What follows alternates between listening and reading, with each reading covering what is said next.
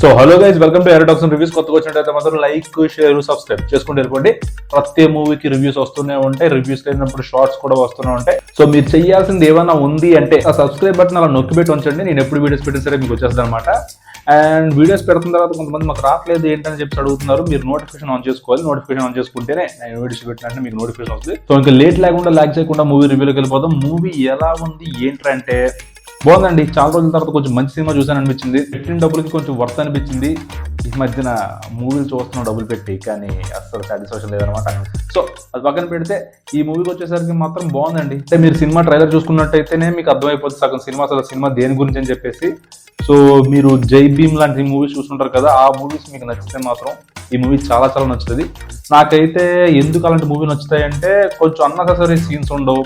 అంటే ఇప్పుడు ఒక కోర్ట్ సీన్స్ వెళ్తున్నాయి, లేదంటే ఒక క్రైమ్ జరిగింది, దానికి సంబంధించిన మూవీ సీక్వెన్స్లు వెళ్తున్నాయి.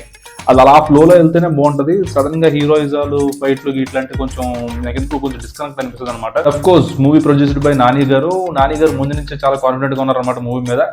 అండ్ అఫ్ కోర్స్ ఎస్, మనం హిట్ 2కి మూవీ టికెట్స్ బుక్ చేసుకోవచ్చు అనమాట.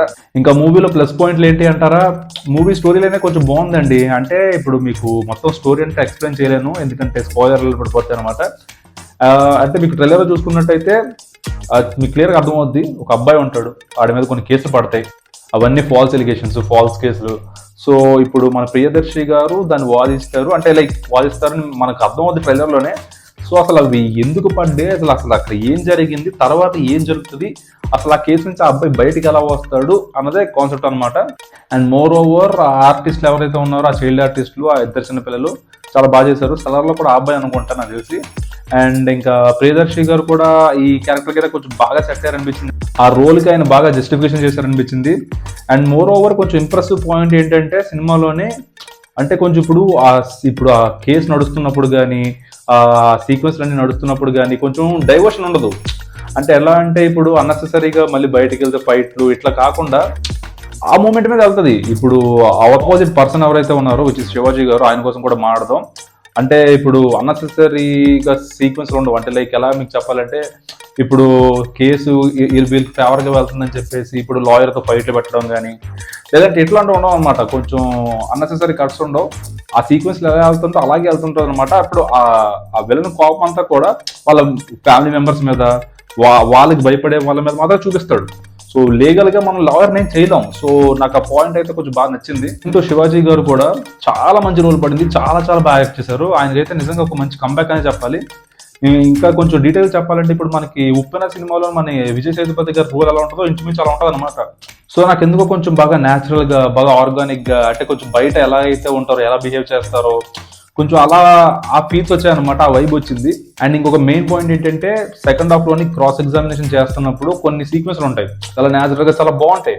అంటే ఫర్ ఎగ్జాంపుల్ ఇప్పుడు ఆ క్రాస్ ఎగ్జామినేషన్ జరుగుతున్నప్పుడు ఆ ఫోటోలు చూపించి వీళ్ళు వాళ్ళ అమ్మవరు, అంటే మీకు సినిమా చూస్తే కొంచెం క్లియర్ గా అర్థం అవుద్ది చెప్పేదానికన్నా. సీక్వెన్స్లు ఏవైతే ఉంటాయో క్రాస్ ఎగ్జామినేషన్ చేసినప్పుడు ఆ సీన్స్ కానీ కొంచెం బాగా పండే అనిపించింది నాకైతే. అండ్ దాంతోపాటు కొంచెం బీజియం కూడా చాలా బాగా ఇచ్చారండి. అండ్ ప్రేమల్లో అని చెప్పేసి ఒక సాంగ్ ఉంటుంది, అది కూడా కొంచెం ఓకే మంచిగానే ఉంది. ఆ పిల్లల స్టోరీ ఏదైతే ఉందో మరీ టూ ల్యాగ్ చేయకుండా, కొంచెం లవ్ స్టోరీ మరీ ఎక్కువ పెట్టకుండా నాకైతే కొంచెం ఓకే ఇనఫ్ స్టోరీ అనిపించింది. సో అది బాగా పెట్టారు. సో ఓవరాల్ గా మూవీ ఎలా ఉంది ఏంట్రా అంటే, వెళ్ళొచ్చు కూడా కాదు, వెళ్ళండి. చాలా బాగుంది సినిమా, అందరూ చూడాల్సిన సినిమా, కొంచెం మంచి సినిమా. వీకెండ్ ఫ్యామిలీతో మూవీకి వెళ్దాం అనుకుంటే మాత్రం ఖచ్చితంగా వెళ్ళండి, పెట్టిన డబ్బులకి వర్త్ అనిపిస్తుంది. అలాగే మర్చిపోకుండా సబ్స్క్రైబ్ చేసుకోండి. రివ్యూ నచ్చిందని అనుకుంటున్నా, నచ్చితే మాత్రం ఎలా ఉంది ఏంటి అని చెప్పేసి కింద కామెంట్స్ లో కూడా మెన్షన్ చేయండి. అన్ని షార్ట్స్ కానీ లేదంటే కొన్ని వీడియోస్ కానీ కొంచెం బాగా రెస్పాన్స్ ఇస్తున్నారు. అండ్ అలాగే ఎలా అయితే చూస్తున్నారో అదే చేస్తాను, కొంచెం లైక్ కూడా చేస్తున్నారు, కానీ సబ్స్క్రైబ్ చేసుకోవడం మాత్రం మర్చిపోతున్నారు.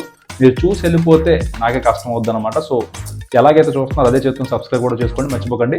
సో కలుద్దాం మరి నెక్స్ట్ వీడియోలో. Till then take care, bye.